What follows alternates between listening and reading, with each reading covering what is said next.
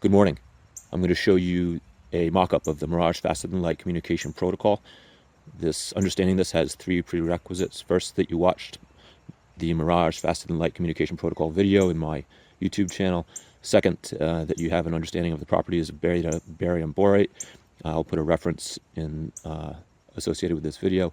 And third is that you just have a general understanding of Bell's experiments, the Bell test. All right, here's the experimental setup. We start with a 405 nanometer 20 milliwatt diode laser. It's shining into a horizontal polarization filter that's sandwiched. These are both within this same apparatus with a 405 nanometer bandpass filter that's just to clean up the laser signal that's coming out of the 405 nanometer laser and get it in the proper orientation in terms of polarization before it interacts with the next element, which is the Beta-Barium borate crystal, which has been cut for type 2 spontaneous parametric down conversion. It's a product from Thorlabs, commercially available. And then after that, we have a flip mount mirror, which is part of the signaling protocol, which I'll discuss in a moment, followed by a polarizing beam splitter right there, and then two beam stops. The beam stops, there's a lot of flexibility. The important thing is that the beam stops have a very high absorbance of 810 nanometers light. And then on this arm of the experiment, we have a complex apparatus, easy to build. It's a double slit, commercially purchased from Thorlabs. On the front face, covering one slit, you have a horizontal polarization filter. On the front face, covering the other slit, you have a vertical polarization filter. And on the back side, on only one slit, you have a true zero order half wave plate. And so functionally what that will do is align so that you have coming out the back side of the double slit the photons that have traversed both slits will be in the vertical polarization orientation, and then they will strike first an 810 nanometer bandpass filter just to clean up the signal again, because we're looking at 810 nanometers only on the signal. And then immediately behind that, you have a photon detector. Here's a commercially available one I bought. This is the greatest limitation currently, is my ability to detect these photons. So the Beta-Barium borate crystal, so it's cut for type 2 spontaneous parametric down conversion. If you put your eye right behind the Beta-Barium borate crystal after the laser shines through it, and you were able to filter out the 405 nanometer light and only see 810 nanometer light, and then amplify that light, because this is extremely faint. You wouldn't be able to see this with the naked eye. You'd see these two circles that have intersecting points here and here.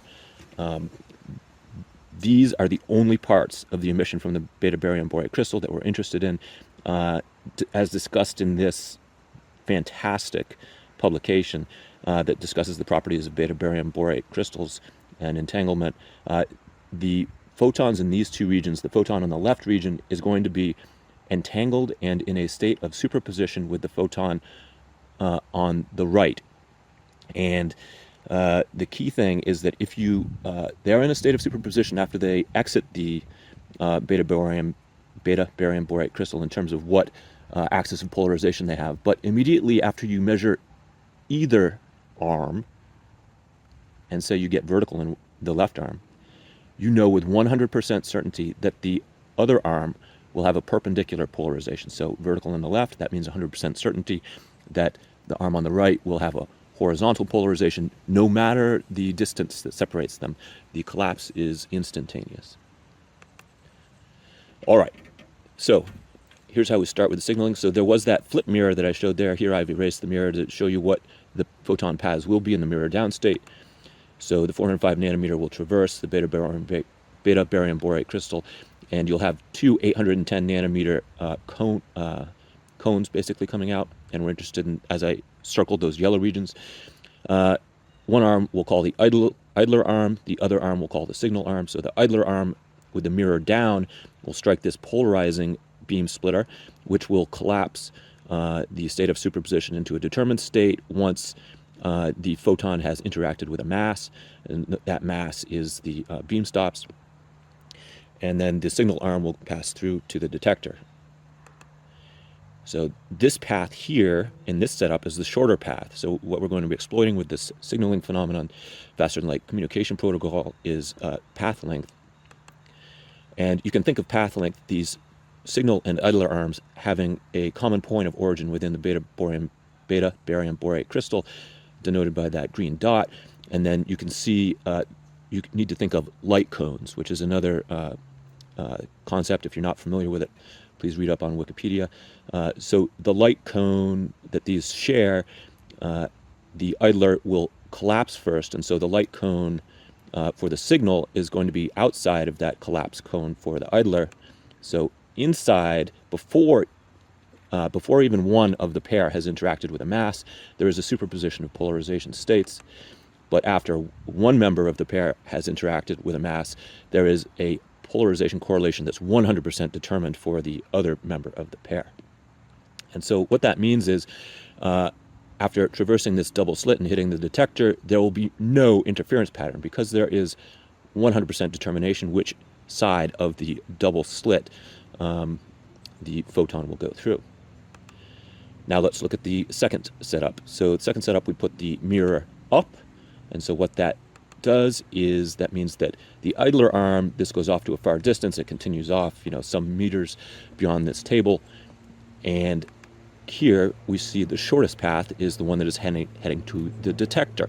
So the signal arm will create a double slit interference pattern, because the photon which goes through the double slit here has not yet been forced to collapse into a determined state by measurement of the idler arm.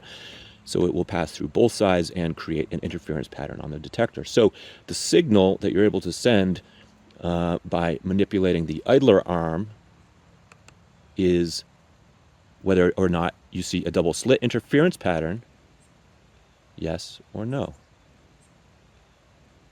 So as I was saying, this publication is really key to developing a good understanding of the performance characteristics of beta-barium borate crystal.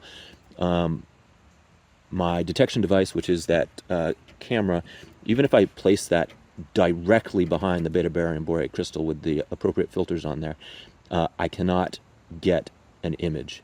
It is very faint. I can see just a blush of 810 nanometers coming through. And so I need to optimize this detection. Maybe doing a single photon detector would be better. This is the sensor in the near infrared camera that I'm using. At 810 nanometers, it should have a quantum detection efficiency of approximately 50%, but there is a lot of background noise when I increase the gain, so I'm not able to detect a signal at this point. This is a close-up of the beta-barium borate crystal, which I've purchased in its mount. This is a close-up of the double slit that I've purchased. You can see the distance between those slits, and so that distance actually does allow me to place the polarizing filters over one polarizing filter over one slit, the other over the other, and then the half-wave plate on the backside. I've confirmed that this does function as a marked double slit quantum eraser with a single laser source, that you do get a double slit interference pattern with this arrangement, so I'm comfortable with that. That's all. Thank you for your time.